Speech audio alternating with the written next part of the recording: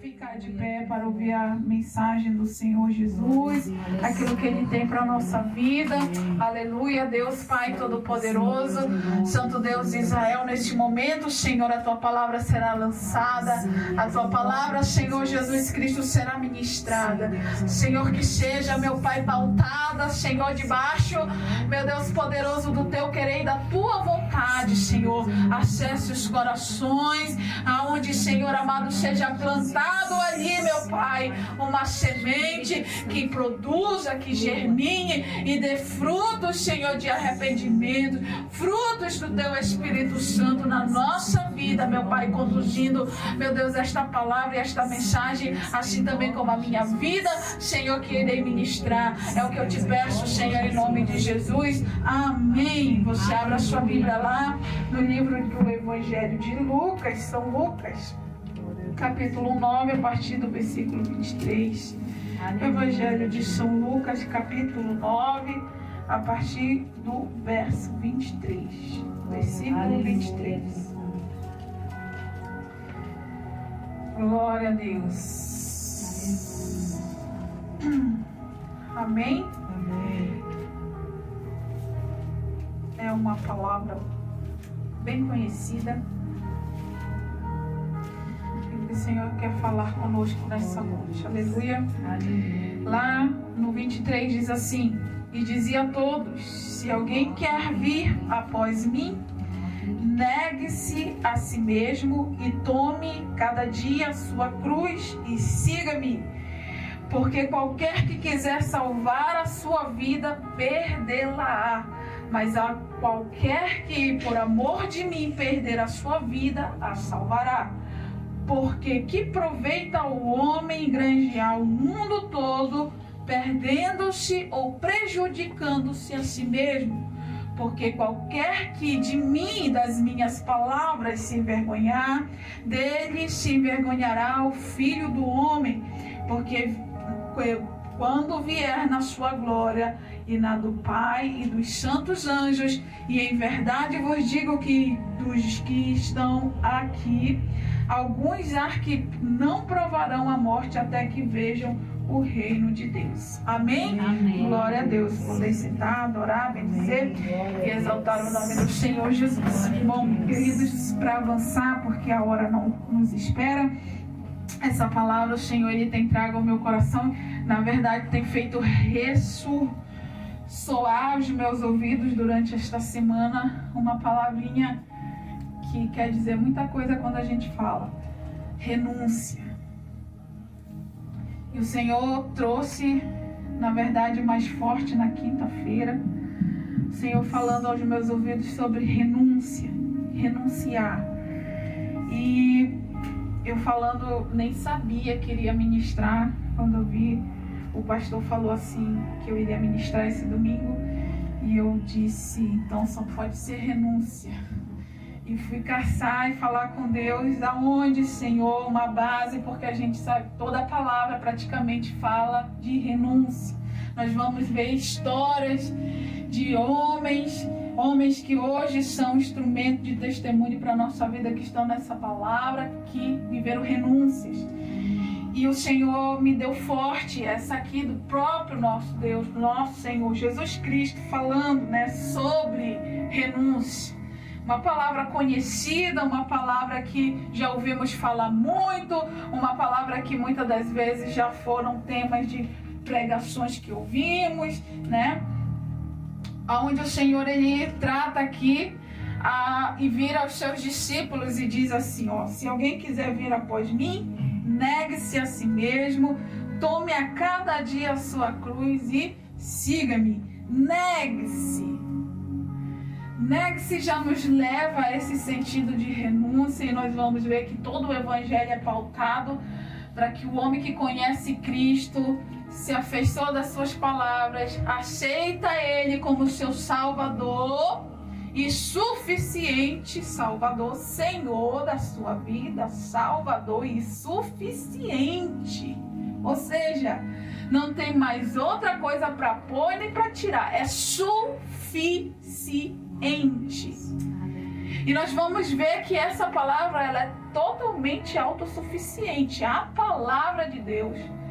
Nós vamos ver o chamado de Cristo Jesus na face dessa terra, falando sobre essa autossuficiência, mas que era uma autossuficiência que não demandava exatamente de um produto humano, mas ela vinha dos céus, porque nós vamos ver que Cristo Jesus, ele veio em corpo, em homem, em matéria, mas a palavra de Deus vai dizer que ele era diferenciado porque sobre ele havia poder do alto. A gente vai ver Jesus declarando na sua palavra que o seu comer, né, era fazer a vontade do Pai. A gente vai ver por muitas vezes o Senhor Jesus declarando que a alegria, aquele que era seu irmão, aquele que era sua mãe, aquele que eram suas famílias, eram aqueles que faziam a vontade do Pai. Jesus várias vezes apontando para uma necessidade que ele carregava na sua vida terrena de fazer a vontade do Pai. Aleluia. Em nenhum momento a gente vai ver Jesus falando da sua própria vontade. Mas um momento específico, a palavra vai nos levar a um momento de tribulação de Cristo, a um momento de dor de Cristo, que ele vai se deparar lá no Getsemane. E ele vai fazer uma oração. Isso a gente vai caminhando. Mas baseado nisso que a gente aprende, que a gente vê, que a gente absorve muito aqui dos evangelhos, quando a gente lê sobre Cristo, quando a gente vê a trajetória do Senhor, a gente vai ver que ele não estava vivendo uma vida própria. Ele estava baseado em cumprir um propósito, algo designado sobre a sua vida, sobre a sua trajetória, que estava acima dele. Era a vontade de Deus, a vontade do seu Pai. E quando nós vamos caminhar para dizer, então vamos ver como essa vontade do Pai, do soberano, de Deus, qual é a vontade para o seu filho na terra. A gente vai ver que Jesus caminhou, pisou por pisaduras doloridas. Não foram fáceis a caminhada de Cristo. Porque a gente vai ver que ele foi levantado, começou a sua peregrinação e seu chamado ali nos seus 30 anos, ele começou a caminhar aparecendo, né? Fazendo, multiplicando, curando, salvando, enfim. Ele começou a aparecer na sua caminhada e nós vamos ver que para se cumprir tudo, Jesus foi chegando para o final, já tinha comissionado os 12, já estava sendo para ele mestre, né? Ensinando, e tudo que Jesus vivia passava para eles, ou seja, fazendo discípulos. Teria que se deixar uma semente na terra para que aquela semente pudesse se produzir e se multiplicar, porque havia uma boa nova que estava sendo lançada naquele momento, e aquelas boas novas tinham que alcançar a nossa geração, como alcançou e tem alcançado até os dias de hoje. Cristo plantou lá, há mais de 2000 anos atrás. Nós vamos ver que Jesus, lá no versículo, lá em Lucas capítulo 22, se você puder abrir a sua Bíblia.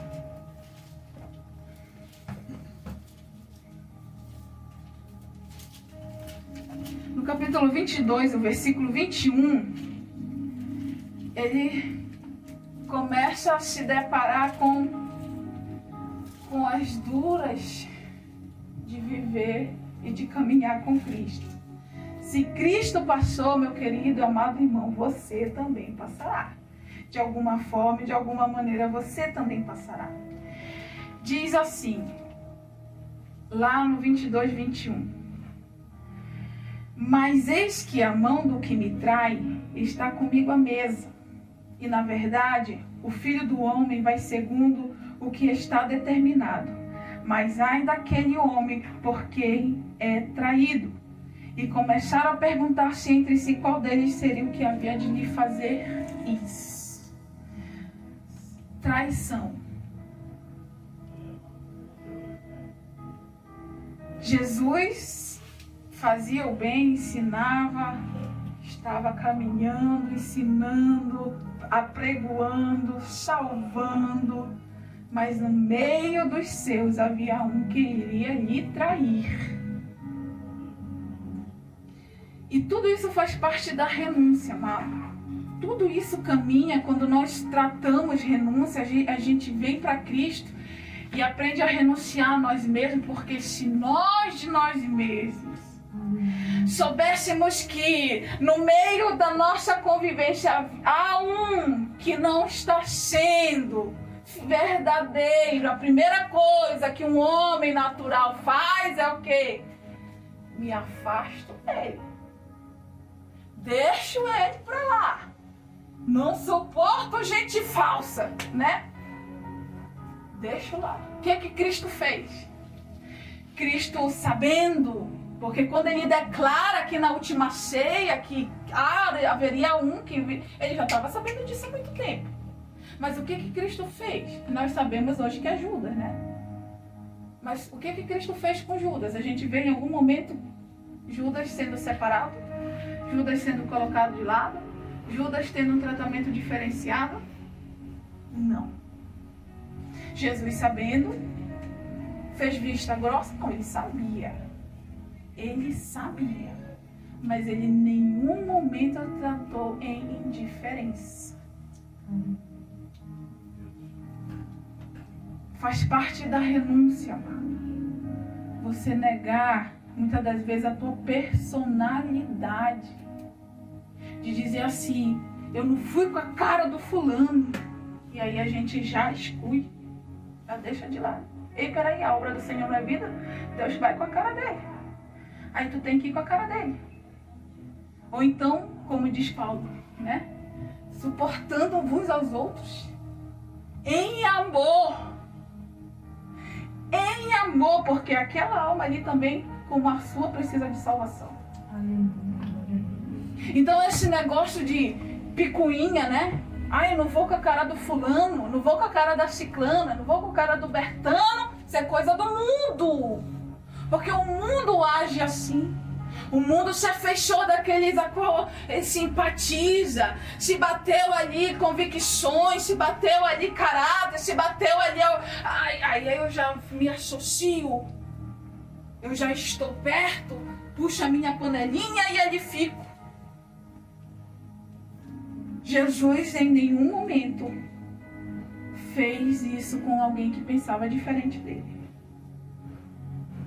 A segunda mensagem lá, amado, no 22 ainda, lá só no versículo 61 e no 62, nós vamos ver alguém negando. 61 e 62 do mesmo capítulo diz assim: E virando-se o Senhor olhou para Pedro, e Pedro lembrou-se da palavra do Senhor, como ele tinha dito, antes que o galo cantasse hoje, 3 vezes antes que o galo cante hoje, me negarás 3 vezes. Saindo Pedro para fora, chorou amargamente, porque ele exatamente havia negado o Senhor 3 vezes. Jesus sabia, tanto que quem avisou ele foi quem? Quem avisou Pedro que ele ia negar? Jesus. A gente vê Jesus excluindo Pedro. Ou então parando o chamado de Pedro, porque Deus chamou Pedro, pedra, e sobre essa pedra edificarei a minha igreja. O primeiro que o Senhor chamou para um ministério grandioso. Antes da sua morte, vira para ele e fala assim: Pedro, tu me negarás. Não, Senhor. Ele fala, Cristo fala, né? Olha, é necessário que o Filho do Homem seja, ao 3º dia, ressuscitará. Não, Senhor, eu vou morrer junto contigo. Não vou deixar isso acontecer.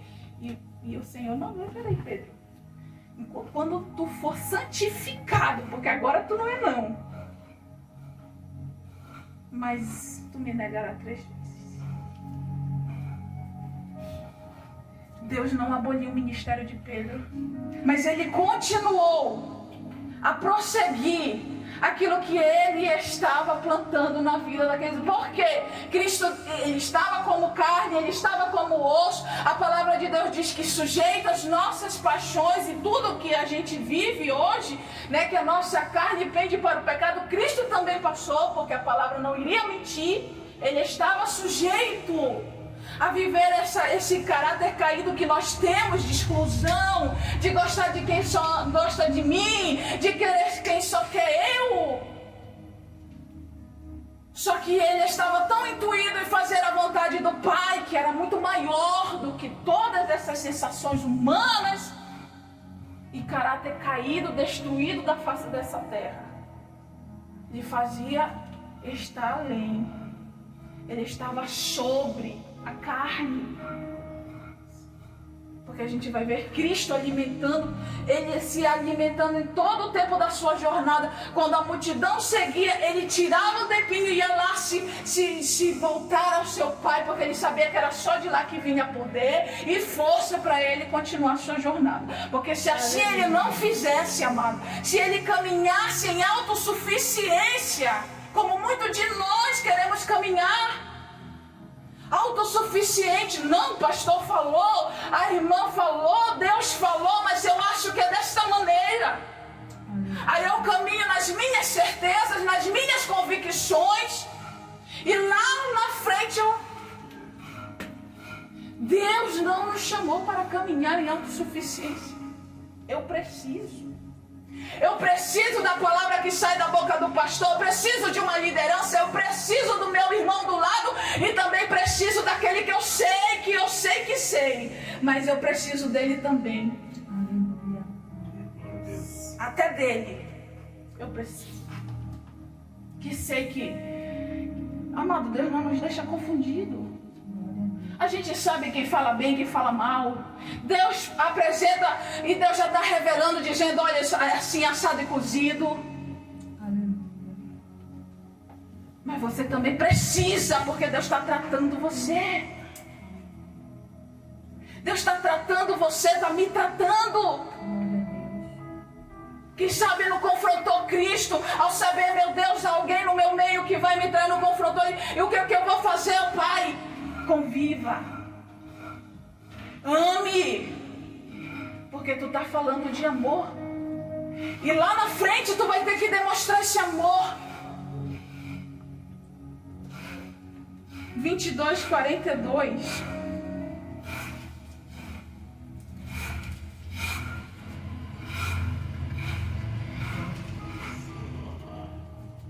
Para mim aqui o episódio que Cristo não queria estar passando pelo que ele estava passando. A carne dele falou aqui. Mas a gente vê um caráter tão bonito, lindo do Senhor, que até para demonstrar o que a sua alma, a sua carne estava gritando, ele falou com prudência. Ele falou com reverência, de quem reverencia o seu Deus. Ele fala lá no 42, dizendo, Pai, se queres. Ele perguntou para Pai, se tu queres. Ele poderia falar assim, Pai, eu quero que tu passe de mim esse cálice. Ele não poderia falar, Senhor, eu estou orando porque eu não quero passar por esse cálice. Mas ele se refere como, Pai, se tu queres.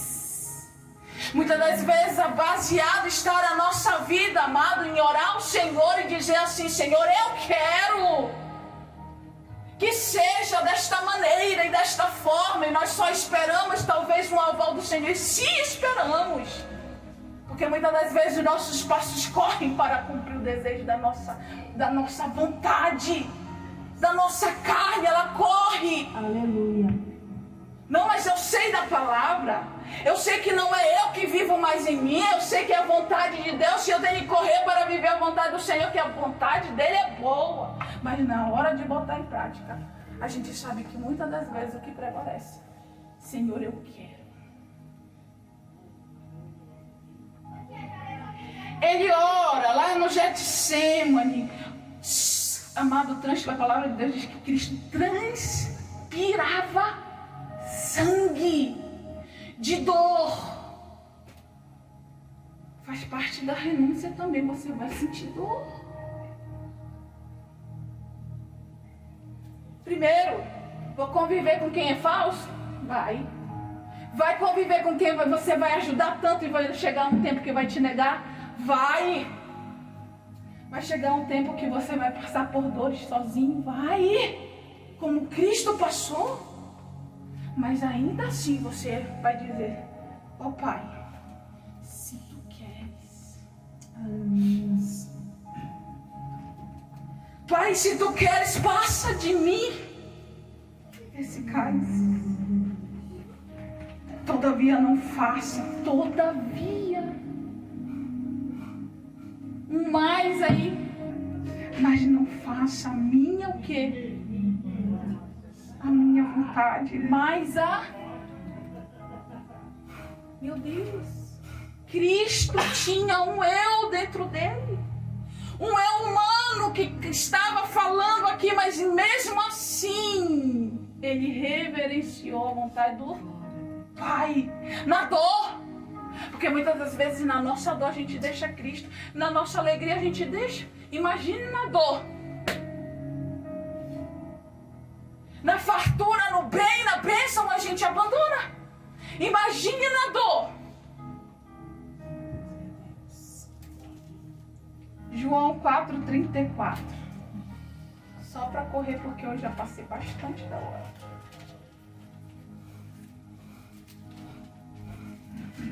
João 4,34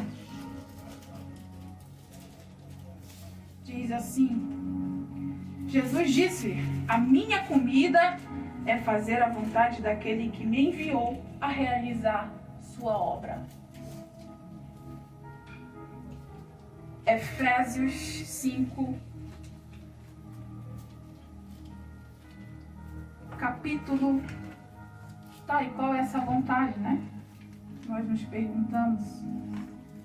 Qual é a vontade do Pai, pastor? O que Ele quer da minha vida? 5,17, Efésios 5,17.